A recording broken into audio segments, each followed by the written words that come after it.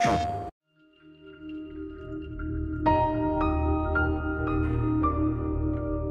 was always kind of dreaming of this game since I've been a kid, you know, in a really real way. I didn't think, oh, I'll make that game. I just thought, wouldn't it be cool if there was a game where, and I think everyone has had that. I think I heard somebody saying it's like a pitch from a child, basically, which is like, you know, there'll be a universe and you can go everywhere and you can have a ship and you can shoot lasers and, you know, all that kind of thing. It's like the most childish idea for a game in the world.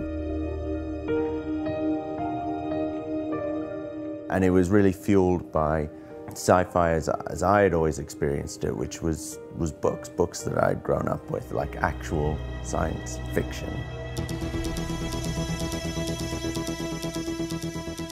We always knew that we wanted to make No Man's Sky. At the time, that was called Project Skyscraper, because we wanted a big, ambitious name for it. But we always knew the type of game we wanted to make, and we'd known it before we even started Hello Games, and we had talked about it at that point. And we knew that Joe Danger was going to be a stepping stone towards that. The Joe Danger series, which was like 4 games in the end, like 2 on console and 2 on mobile, they were like a complete labor of love, you know. Like, I love those games still. A lot of people did, and they were way more successful than we thought they would be or had any right to be, because we were so terrible at everything apart from making games.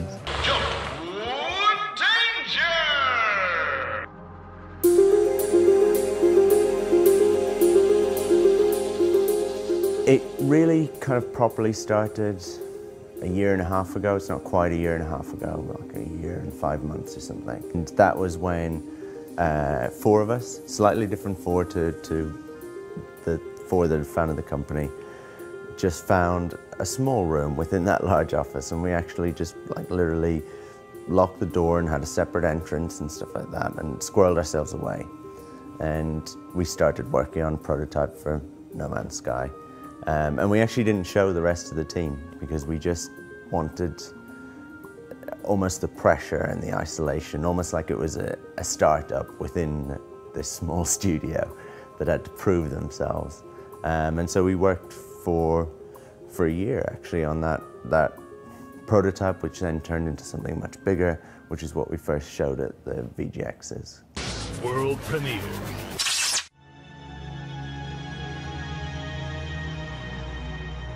Christmas Eve, I got like a text and then a call saying like the office is starting to flood, this kind of space that we had done up ourselves and everything that was like, you know, kind of quite personal to us, I guess, was pretty much kind of wiped out within a few hours, basically.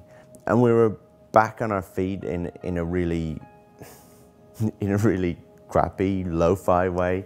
You know, within a couple of weeks, actually, we were set up, and that was definitely like indie development in like a microcosm. It was like the highs of like, you've announced a game, people love it, you know, you've been flooded, you're destitute, everything's gone, it's wiped out, go bankrupt.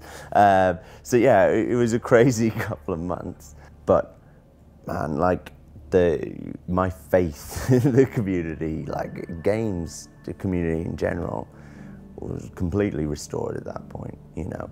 And times like this at E3, we've had so much positivity about the game, you know, like you just never see that, where people really get behind something in such a big way. And that's massively, massively meaningful to us and really fuels you.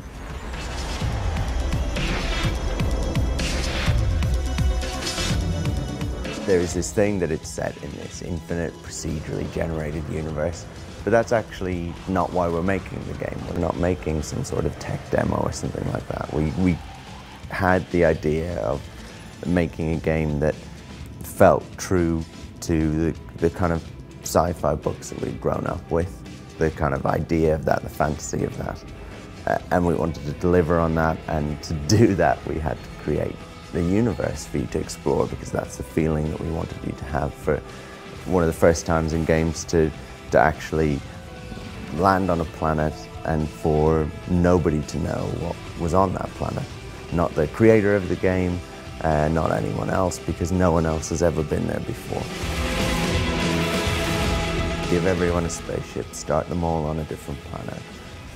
Give them a working, living, breathing universe that has planets with ecology, that has space stations and fleets of freighters and military and police and different races and all of them interacting, and let players loose and let them decide the game that they want to play, because that's what's interesting to me.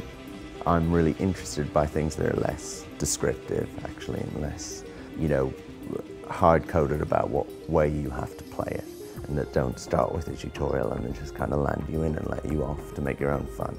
Having said that, it isn't just like some sort of empty blank canvas. You know, there is a lore to the universe and there are decisions that we make based on that, and it has a personality.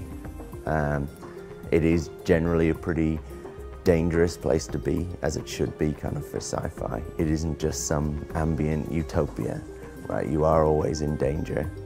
Actually, everyone starts on a different planet, but everyone starts on a different planet on the outside edge of the galaxy. And they all share that same galaxy. And for most people, they will try and make the journey to the center of the galaxy. And there's a reason why you would want to do that. But that is a journey that they will undertake, and to do that, they will need to upgrade their ship, upgrade their weapons, upgrade their suit, and they will need to plan, and they will need to cooperate with other players to an extent, and they will actually need to be quite clever. And there is a game beyond that, and you can continue to play. But for a lot of people, that's the core journey that they will be on. They will think, I started out with the smallest, crappiest ship you could imagine, and I got to a point where I could get to the center of the galaxy and see what was there. And we want that to be significant.